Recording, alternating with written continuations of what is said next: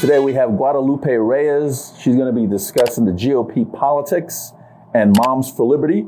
But before we get to Ms. Reyes, Ms. Phillips. Well, I just want to say and give a shout out to Semper Fi Heating and Cooling. They are a sponsor of our show, and their contact information is callsemperfi.com. Callsemperfi.com. Their number is 725-246-1691. So thank you for advertising with us and sponsoring our show. If you are a candidate, if you have a business, if you have a nonprofit, anything you want to advertise and you have a sign like this, a yard sign, give us a call and talk to us about that. Also, grab your book that Steve wrote, How to Navigate Nevada's Family Court System. There's a lot of people that cannot afford attorneys and don't have an attorney. This is a self-help book. This will help you navigate that system. It's on Amazon. You can get a copy. It's $14.99. And that would be great if you picked up your copy. He'll even autograph it for you. For an extra $5. No, for free. Also, we have our merch store, VIPImerch.com. Check us out there. We've got tons of products on there. Hats, coffee cups, travel mugs, t-shirts, sweatshirts, hats, everything. So take a look at that, VIPImerch.com. And we are going to be putting tickets on sale, early bird tickets on sale pretty soon for the Valentine's Ball, which is February 7th of 2026. We're planning that. We have found our location and we're getting that together. So we're excited about that. That should be fun. Yeah. Mm-hmm. Sounds fun. Sun toast. Yeah. Mm-hmm. And we are headed up to Carson City. The GOP Central Committee meeting, the annual meeting is on Saturday. So whoever's going up there, we will see you up there.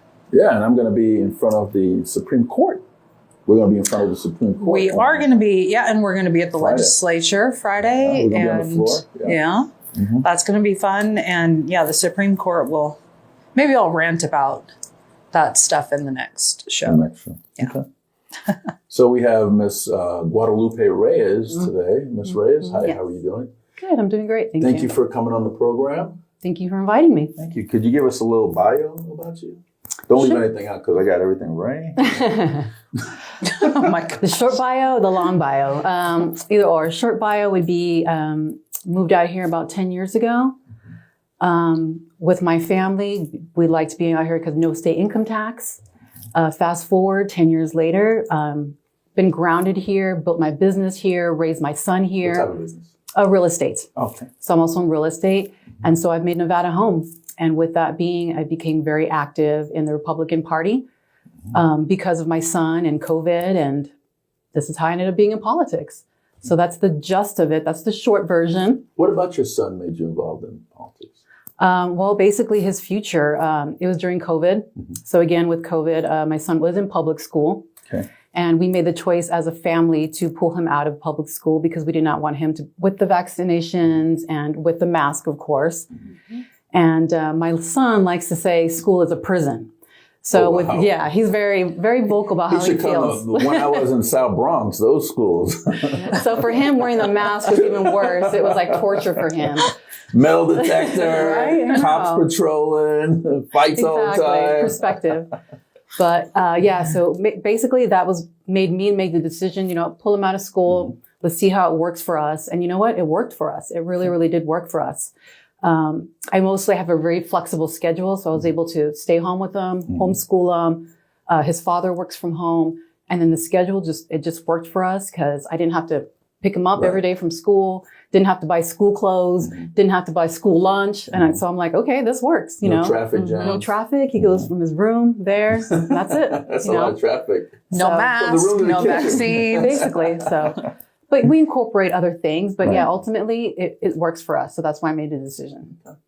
So you also ran for Assembly, District Yes, I did. 41. Tell us a little bit about that. So I actually ran for Assembly District 41 twice. Mm-hmm. So Did you learn your lesson first time? I know, right? I know. I'm crazy. That's what they you get say. hooked Crazy after to be the in first politics. time. That's what they say, and it's true. It's addicting. It is. So the first time I ran for assembly district is because I really wanted to get to know the process, to know how it worked. That was my main reason. And then the second time was because I really became an activist in my community and I wanted to see changes. So I'm like, okay, let me run again. Let me build up my volunteer network, build up my community and see how this works for me, see how far I can go. So that was what made me make the decision the second time. And you were a parental rights advocate? Correct. Yes. Okay. Vice chair of the Clark County chapter of Moms for Liberty. Yes. Yeah. Well, how did you get involved in that?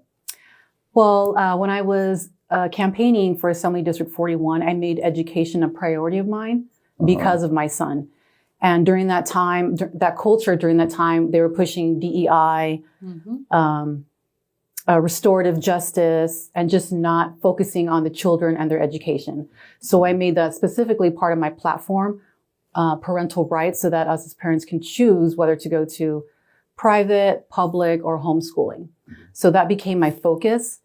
And as soon as Moms for Liberty, that's what their mission is, because they do not co-parent with the government. That is their mission, to fight for children we fight for children on their behalf in Carson City. So with that, there was an opening in Moms for Liberty because there was a moving. So Chris was our Chris who? Christiane Murch. She was our president, our chair, and she moved on to other things, working for First Choice Pregnancy. And so she appointed Yadasa Jones as our chairwoman, which she has done a fantastic job. And she appointed me to be her vice chair. So that's how we started working together and building up Moms for Liberty. How come you didn't run for school board? Because when I ran 2 years ago, the first time, the position wasn't open in my district. I actually technically was, but it wasn't open in my district. So I was like, let me shoot for assembly first and see how that goes. And then the bug of the assembly district just bit me. So I just kept going with the assembly district. What do you say about those folks that say Moms for Liberty is some type of extremist group? Yeah, we get that a lot, actually. Why do you get that? I would say it's because beat people up. Right. It's the media. Of course, it's the media. They like to say that, we ban books, we burn books. We do none of that. What we do is we read the books and we let parents know what their children are reading in the school district. A lot of parents don't know that these books that are in the reading list have porn in them. So we read the books for them and let them know. People still don't believe that. They still don't believe, which is why we take the books with us. We actually take the books with us tabling and we mark for each sentences and each, I would say, vulgar sentences. And we let the parents this is what is happening. And they're like, wow, we didn't know that. You can't even stand in front of a school board meeting and read this in public because they you turn off your microphones and tell you can't talk about that stuff. And, correct. It's horrific. They say it's vulgar. We don't want you using vulgar language, but yet our children are reading vulgar and they're reading this stuff and it's insane to me. For my own son, I wouldn't want my son to go into a library, check out these books without my authorization, without me knowing. That's what blows my mind most of all. Well, the sex education curriculum, they have perverted so much and it is so graphic. Yes. And that's another thing that Moms for Liberty, that's why they call you extremists, because you are against that stuff and you're standing up for the right things. Right. We are against it. And right now we have a bill in Carson City that Senator Buck is helping us with. And that's the library transparency bill, we call it. Because right now us as parents are not able to access or see what our children are checking out of the library. And actually the rest of Nevada, they are able to look in to see what their children are. It's just here in Clark County that we don't have access to the portal. So we're just asking for the same consideration as the rest of Nevada is let us as parents be able to see what our children are checking out. Let us see whether or not it's appropriate for our children, not the government. Doesn't that sound terrible? Let us as parents. That is disgusting to me. Right. That is how you know that the government has trained us. They have taken over and they have overstepped their bounds for sure. And they will keep chopping up at it as long as we don't say anything about it. And that's what's so great about Moms for Liberty, because we're not afraid to go and say those things. We're not afraid to go to Carson City and be like, this is wrong. This is against our children. And the people who have negative things to say about Moms for Liberty are the ones pushing all this DEI and all this porn in the books. So for us to be labeled as extremists, it's like, of course it's a bad thing, but at the same time, it's like that whole saying, good publicity is, or bad publicity is good publicity, because it lets people know that we're out there and we're doing things on behalf of the children. Wear it as a badge of honor. Exactly. Because most people won't stand up. They won't say anything. They won't fight back. And they just, a lot of people don't know what to do. Exactly. And they're not involved. So I'm glad that your organization is around to defend the kids. Yeah, definitely. We do it all the time. We're tabling, we have legislation out, we're working with teachers. So we're really trying to build up the Moms for Liberty name and trying to get rid of the whole negative things that people put to it as well. Is there a particular subject matter that you guys push? Just that we don't co-parent with the government. I would say that that's our main thing, is that we do not co-parent with the government. Because I have here that you guys really push the math as part of your platform. That's actually something that we've, it's recently new. Mm-hmm. Like I said, we are trying to get rid of the negative connotation that Moms for Liberty has. So part of that is branding ourselves with local communities, local organizations, and one of them is Mathnesium. Mm-hmm. Mathnesium is also, it's a great math program. It takes in students, tutor students. I've never heard of that terminology before, by the way. What, Mathnesium? Yeah. That's actually the name of the business, is Mathnesium. Okay. And what they do is they tutor kids. Mm-hmm. So if your child is horrible at math, or if your child exceeds at math, they do all of that. So they help your child, and then they help them with advance as well. So it's a great opportunity to get kids involved in math and make math fun. That's another thing as well, because, our math skills, we need those in the future. Future doctors, future lawyers, math skills are very, very important. And even me growing up, I hated math because math wasn't fun. And so this opportunity came to partner with Mathnesium, and we were like, yes, we should do it. Not only because Mathnesium has 9 locations all throughout Nevada as well. So Summerlin, Henderson, Las Vegas, North Las Vegas. And so we can reach the communities in those areas as well and bring math to them.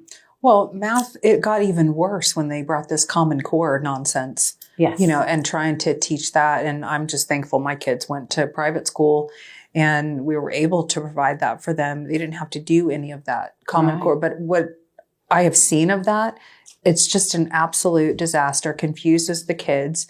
And I don't even know who came up with that, but shame on them. Well, we're 49th in education. And so we have to look at that. If CCSD isn't going to help, then us as parents have to figure out what else to do for our kids. Mm-hmm. And so that's what's great about Mathnesium too, is that we can go there because our children are having problems with the curriculum and be like, help us, help us understand this. Mm-hmm. So that's, another great reason for having Mathnesium. Speaking of kids, I just read this today that a judge has ruled now that doctors have to notify parents if their child goes in to have an abortion. Did you read that today? I'm not up in the legislature, but wow, I didn't. Yeah. There's so many things that should be like that should common sense. Yes, that should never have been a law that a kid can go in and get an abortion without notifying the parents. Like going to the restroom, you wash your hands. And even if you don't have daughters, as taxpayers, that should be alarming to us, that's what our tax dollars are going to. It's very alarming. But anyway, so thank you, Judge, whoever that judge was. I don't remember his name, but anyway. What is Moms for Liberty position on the LGBTQ community? Well, I would say that we're mostly a nonpartisan group, and I would say we love children. Our whole thing is about children, so that's not our focus. It's mostly our focus on the children's education and letting parents navigate the issues and things with their family on their own. But you guys do support keeping biological boys out of girls' restrooms, locker rooms, that kind of thing. So I think that's kind of where the rub is and where you guys kind of get called names when it comes to that subject. The other side automatically assumes, oh, you hate us because you don't want a boy in your daughter's locker room or sport program or, and that's just, it's not the case. It's just a, simple science and biology that a biological boy is stronger and is going to hurt a girl. Correct. And that is our stance for Moms for Liberty as well. It is a safety issue, not so much biological, but the biological is what makes it a safety issue. That they are faster, stronger than women. And it does become a safety issue when they're competing in sports against each other. And the fact that it's just simply not fair. We all know that it's not the same, men and women, especially in competing. And for us to sit there and say that it is fair is also not telling the truth to our children. And I think that we need as parents is tell our children the truth. So that's a main thing as well, that we just want to protect the kids or protect the women in sports, that we're not against what they do in their private lives. It's just about the safety of our women and daughters. And they have plenty of neutral bathrooms that they have put into these schools everywhere across the country. So I don't understand why that issue is forced to where, these boys go into the girls' locker rooms when they can have a neutral dressing room just as easy as they have a neutral bathroom. And, everyone does their thing. No, and I'm actually so I actually had an experience with a transgendered bathroom. And for me as an adult woman, I would found it quite uncomfortable. So I can just imagine how young girls would be changing into their uniforms in front of a male. I went into a restroom, a very popular restaurant. I went into the restroom and I had noticed that it was a transgendered restroom. So I went inside and I just happened to be the only woman in this neutral restroom, of course. Come on in, Guadalupe. Right. So there's a male at the sink and there was 2 males in the stalls because I can see the shoes, so I'm standing there waiting for my turn. And one male is still there, and one of the male comes out and just stands right in front of me. He's 6 feet tall, 300 pounds, and here I am, 90-pound woman. And I'm like, I felt so uncomfortable. And I was just like, wow, if I had a daughter, I would not allow her to use the restroom by herself. It feels very uncomfortable. Yeah. And for me, I'm thinking the worst as a woman. It could take anything for someone to push me in a stall, and then that's it. Oh, yeah. And that's what I think about as being a woman. And I don't know if the other side thinks about that or if they just don't care. Because no, they're more worried about their rights and, this rather than safety of women and girls and things like that. And I do think it has to do with the bigger picture of all this too, as well. So I think it starts with that. And then I think it has to do something with the pharmaceutical company too. That's honestly what I think. I think that they've kind of like let go of the whole abortion thing. And now they're on with the whole transgenderism, because then they can get you to use the money to figure out if you're transgendered, and then they can get you on the pills, and then you're set for life. And I think that's the bigger picture of trying to turn our children into transgenders. I know I'm going to get a lot of stuff for that, but So part of the show is about the GOP. What's your position on the Republican Party here in the state of Nevada? I think the Republican Party, as far as the GOP, did exactly their job. They got President Trump elected. And, President Trump is very happy. As far as the CCRP, that's a separate issue. That is our local candidates and our local issues that we have here that I do think we need to fix. But as far as like the GOP, President Trump seems very happy with the leadership here and getting him elected. So he's happy, and Stephen Horsford is happy, and Susie Lee is ecstatic, and Jackie Rosen's very happy, right? Dina Titus is, which is why we need to get more local candidates. Those seats never change, right? For some reason. Yeah, that is true. What do you think that is? I think it has to do more with our local CCRP. We need to get that a strong organization so we can make it like a farm and push out really good candidates to be able to go up against and be able to win. We need to get more Republicans elected. And I think it has to do with the grassroots level and just build it up. And in the legislature, I think Republicans only captured one. We picked up one seat. Woohoo! One seat. We need 8. Pat yourself on the back, baby. Yes. Right? More victory parties. Yeah. So that's what I mean by that's where the problem is locally, because CCRP's job is to get Republicans elected locally.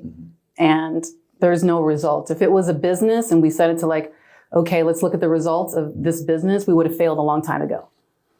Are you thinking about going on the executive board or I'm running running for as vice political chair director. or chair or? Political director of the CCRP. Oh, you're running for political director. Yes. Mm-hmm. Okay. So that's why I think that nothing personal at all with the current leadership. It's just we need to produce results. One seat is not results. We needed to pick up 3. I mean, we need to pick up 8. One is we're lucky. Right. To be able to say that we were able to accomplish anything, we had to at least get 3 seats, 3 out of the 8. Then we would have been like, okay, we tried. This is how much we got. But our results don't show anything. And so I have a plan to set that into motion, to get candidates elected, voter registration up, have a candidate recruitment program, things like that. That's what my plan incorporates. But, they might come back and say, well, we did get one county commission seat that's been Democrat for years and years and years and years. Right. And was it 2 school board seats or was it? 2 school board. Yep. 2 school board seats. So. School board, yes, which is actually that's actually the most important ones that we got were school board meetings. Did the CCRP help? I would say no. They got those gains on their own. Lydia, Lorena, Rebecca, they all had those gains on their own. I wouldn't give any credit to the CCRP for that. There is not one candidate, and I talked to a bunch and I helped a bunch and I was at a lot of events. Not one of them told me that they were getting help from CCRP. I was a candidate myself twice, and I got no help from the CCRP. We are allowed. What do you think that is? Well, they let us use the CCR space, which they say that's help. To be able to use that event in the space, which, it is help, but that's not exactly what it's going to take to win the candidacy. What it takes to win the candidacy is needing resources, needing help with your website, needing help with getting signs, needing help with volunteers to door knock. They might say that's what a campaign manager is for. Well, we're not asking them to provide it for us. We're just asking us to give us a path. We're just looking for a path. Right. How about campaign sidekick? Did that work for you? Did not work at all because the voter rolls are not cleaned up as well. So it's just you get campaign sidekick, you go to one door and there's 20 people that live there. That's the problem with campaign sidekick. That's 20 votes right there. But then exactly. And then those people, but what I'm saying, that 20 people that live there over the past 10 years. So they don't technically still live there. So, gotcha. So you're getting 20 years history. Yeah, exactly. Of people there who don't technically live there. So you don't know who's the current person living there because you have so many names. Okay. So that's one of the major problems with campaign sidekick. And there's just so many tech issues with it as well. So, and no one's willing to help you. No one calls back. No one's really there. You know what? I've never tried. Well, no, that's not true. I have tried to reach out and have them help me. And there's no follow through. I would say that there's no follow through and there's no follow up. Who's the political director now? Heather Florian. Oh, okay. The 2 times you ran for assembly, did the party reach out to you and do a fundraiser for you or donate to your campaign or invite you to an event so you could speak, try to get your name out there or come in your district and try to help you out or do some door knocking for you or anything like that? None of the above. The only thing didn't exist then, huh? CCRP helped me with was I actually went to the CCRP and I was like, I want to put on events with the CCRP because I noticed that there was no engagement going on in the community. So I asked Heather and Jesse, do you mind if I put events here? I think I started in June. So I did June, July, August, September, October. I did 4 or 5 events. And were we invited? Everyone was invited. It was all over social media. This was last year. Did you get something? Wait, it was probably on social media. So Did you started. Get a personal phone call from Guadalupe? No, she was busy. Well, I had my team reach out. And so I started those events to give myself name in the community because I was going to run and to bring notoriety to the CCRP as well because we had no engagement whatsoever. Right. So they did help me with the space, but that's it. I had to get my own volunteers, own food, bring everything. So there is a lack of just taking initiative, of just anybody doing anything, because there is no help as far as leadership. Like what you said, there's no invitation. There's no, here, we're going to set this thing up for new candidates, come meet and greet our new candidates. Things that CCRP should put up, they do not do. And those are just simple things. You know, I always tell the leadership they need to pay attention to these small races, because these people that win these smaller seats, like assembly, school board, they run for bigger seats. I mean, look at Stephen Horsford, for example. He started out as in the state senate, and now he's a congressman. You know, so I always tell people they need to pay attention to these things. Look at John Lee. He was assembly, state senate, and became mayor of North Las Vegas. So they got to pay attention to, and these seats are, I mean, the assembly is who makes these laws for us. The local, correct. I mean, you need to pay attention to people that make laws, you know. Are you planning on doing it again? Are you talking about running? Haven't made a quite decision right now. I can say no, but it can always change. What would change your mind? Depends. I would say I'm still building up my team. The Moms for Liberty. No, my political team. Oh, yeah. Got you. And then I want to get I would say I want to have Moms for Liberty and all those organizations set before I decide to run, because I don't want anything neglected. So I want to get those up and running as well. Okay. So, and then of course it has to do with money. So if I, decide to run, probably be after July. Okay. So, but I'm teetering just like everyone else. I'm addicted to it. So it's just like, So, but it's a possibility. So the last CCRP meeting where we voted for a new secretary and a new treasurer, and we're getting ready to vote again in July. But I was told that you were receiving phone calls, possibly threatening phone calls, not very nice phone calls from people. Why were they targeting you? And will you talk about that? She's 90 pounds. If she was 250, they'd probably leave her the hell alone. I think the whole thing of just wanting to have something new as far as CCRP. Like I said, I am running for political director. And I think the fact that the current leadership, they're taking it personal. I see it, like I said before, like as a business. And I think it's not personal at all. I look at it as what is the best for the party. And everyone that I've talked to agrees that we need change. We need a choice. Right now, we've always had the same slate as CCRP, and we've had no choice. Well, you can't be a leader if you can't handle criticism.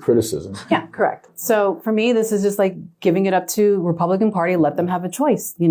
We've had current leadership for a certain amount of years, and now we have fresh ideas, fresh people. Give us a chance. Let us see the results that we can produce. Yeah. And I just think that the other side just takes it way too personal, has nothing to do with personal attacks whatsoever. It's ultimately what is the best for the party. Exactly. And for getting more Republicans elected. Not what's which best should for be you. the mission, getting Republicans elected. Basically, they have the mentality, what's best for them. Not correct. What's best for the party. We've said that many times because we had, we've spoken out about leadership, the GOP, things that we think need to change. And we've always said it's not personal. Yeah. We have known these people for a long time, friends with them. And it's not personal, but I think it's hard for them to not take it personally because they see it as a criticism.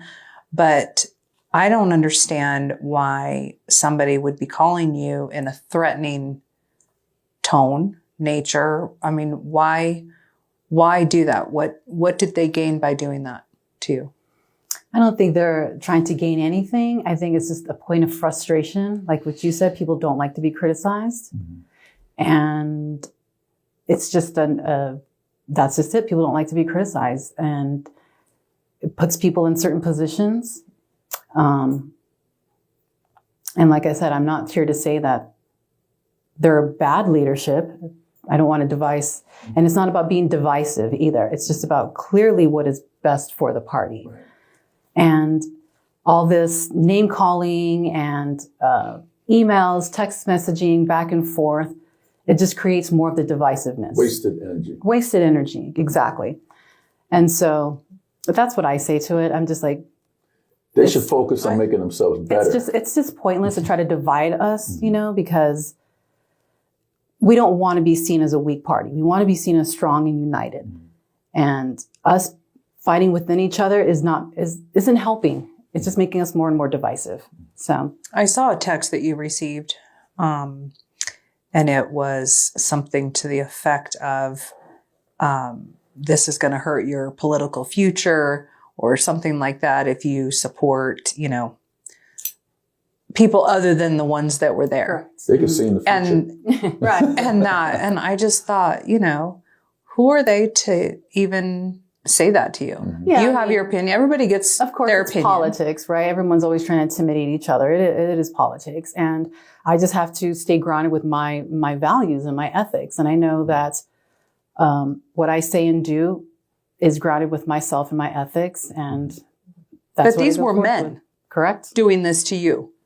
And this was one in sitting in leadership. Correct. Mm-hmm. And and another candidate.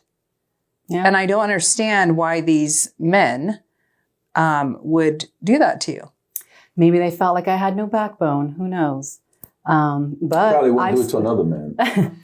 They certainly wouldn't do it to me. I mean, I think they... You're a different type of woman. I'm a different... Yeah, exactly. I think they were testing me to see if I had a backbone, to see how far they can get with me and test me. But I didn't feed into it. I didn't acknowledge it. And I think that says a lot about me. Mm-hmm. Well, they're scared of her because all of a sudden you hear, what was that? That is right. That is not true. That's not true. Packing, right? I just don't. I don't back down from these people, and you know, whoever wants to. You know, I'm very direct and say what I think, and you know, clearly, have I'm been still here. I'm still running for political director, so they did not scare me away. If anything, they made me fight for that position more. Exactly. Mm-hmm. When people come after me, it makes me want to go more, Right? not less. So, yeah. That's exactly what they did. They just ignited that fire more, fanned my flame. Fan your flame. I would like to see the party grow, and I'd like to see more community events, bringing in you know, different people and just trying to get people involved. And I think there's so much. There's division, there's fighting, and you know, the bickering back and forth. And our membership has gone down. And I think with some fresh, and we were talking about this last week, when you have term limits for these seats, you automatically have to turn those over every 2 terms.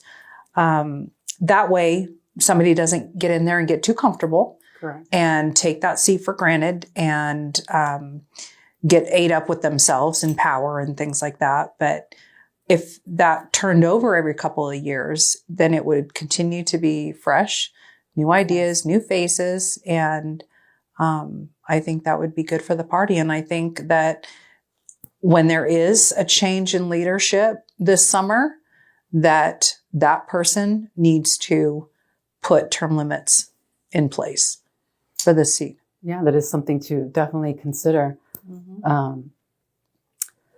Because like what you said, I mean, it's just time for new ideas, fresh faces, new strategies, and reinvigorate the Republican Party. There's no fire. There's nothing there. You know what I mean? There's no soul. And that's what we're trying to bring, is that whole activism and no money. No money. They don't raise any money. Right. Yeah. And with new people, with new ideas, we're pretty confident we can get bigger and better donors as well. I always say, if you got to remind somebody that this is a volunteer position, it's time for you to go. Exactly. Right. And I think that is the reason why it's been stagnant. Because, And why are you there if it's a volunteer Yeah, position? and don't complain about it. You know, just get out. It's a volunteer position. Just adios. You're right. And they've been there for so long, and I think they see it as work. that's what their work. They're going like it's a 9 to 5 It's their job. identity. Yeah, and it's their not. identity. Like a friend of mine told me it's supposed to be fun. We're not getting paid for this. It's fun. I love being a grassroots activist and getting involved in my community and seeing the results. Like it's supposed to be fun, and that's what we don't have right now in the Republican Party. So that's what we're all trying to create. They need to bring young, energetic people into the party. That's another thing too. We all, as far as like the current leadership and what we have, as myself as political director, especially, that's what I do want to bring is different organizations to come in, and I want to bring CCRP to UNLV. I have contacts, and they're like, yes, come. So after I table for Moms for Liberty, I'm going to bring in CCRP because we need those college kids. We need to bring them in and use it as a funnel. And that way we can get their parents to donate as well. If they see that we're helping them get credits in their college education as well.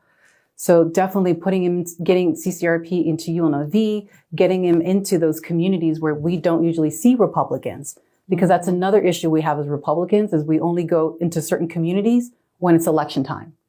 And that's a problem for us. And that's a really good thing that the Democrats do is they're consistent in these communities.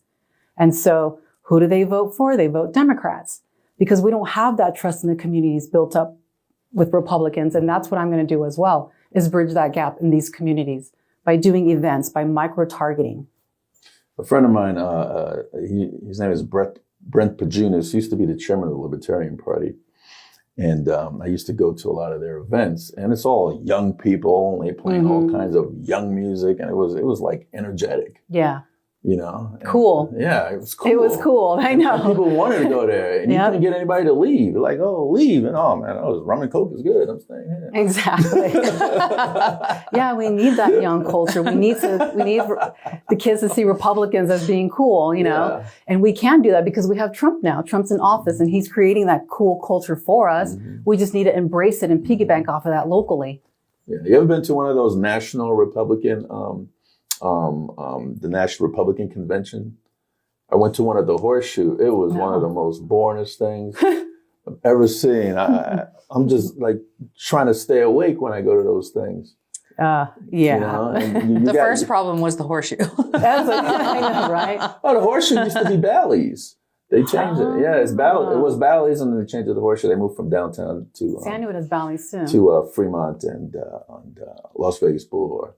But yeah, it was one of the boringest things. I thought I was at a library. You got to spice it up. You're like, where's the DJ? Yeah, put the DJ in there. What I want to know what happened to our first Fridays. Remember when we had those and we would go Fremont? No, the first Fridays with we had Ahern. Remember, first Friday of the month, the CCRP they would organize that and all that. See, I didn't even know they had that. Devin? You're watching. Type in the comments where it happened to First Friday at the Ahern. That's why we have the thing there. But anyway, we had the First Friday and people and it was fun and people networked and things like that, chatted, and we had the Christmas parties and they got to do fun stuff. I mean, it's the Lincoln Day dinner is the same old. They need to come to our Veterans in Politics Valentine's Day ball and see how we do, because we change it all the time. And they only have one dinner. We need to have multiple fundraising You ever been events. to one of those Lincoln Day dinners? I went to the last one. Oh my God! Were you excited to be there? I was excited to see Roger Stone. Yeah, I loved his speech. It was a great speech. They need to have it more up. Yeah, popping. We could do like a food though. Maybe a bowl-a-thon or I don't know, a baseball game or something where people get together or anything like that. No, because everybody just go there just to see who's around and then leave right after that. Yeah. Anyways. As soon as Roger Stone spoke, everyone was out. Did the governor even stick around for Roger? He took off. Sure. I'm actually not sure. I wasn't paying attention. Ms. Phillips, do you have anything else for the governor? Ms. Reyes? I don't think so. It'll be interesting come July and all that. Ms. Reyes, do you have anything that we didn't talk about that you want to get off your chest? Get off my chest? No, I've actually, this was actually a great program. Thank you. Felt very comfortable speaking. So we don't bite. I know. It's fine. So Mark is going to zoom in on you, and you have the final word. You can say whatever you want and give your point of contact if you want to give one, and blah, blah, blah, blah, blah. I guess not much. I just say thank you guys for having me on the show. I am running for political director for the CCRP. So if you're watching and you're a Republican, please vote for Guadalupe Reyes, political director. I do have a plan to get more Republicans elected in 2026. So thank you very much for watching. Well, Ms. Reyes, thank you for being on the program. Thank you, Ms. Phillips. Folks, that's Guadalupe Reyes, and she was discussing about the GOP politics and Moms for Liberty. We hope that you guys learned something from Ms. Reyes, and we have 2 shows today, so we'll see you in about 15 minutes. This is Steve Sanson, Stephanie Phillips with Veterans in Politics. Until next time.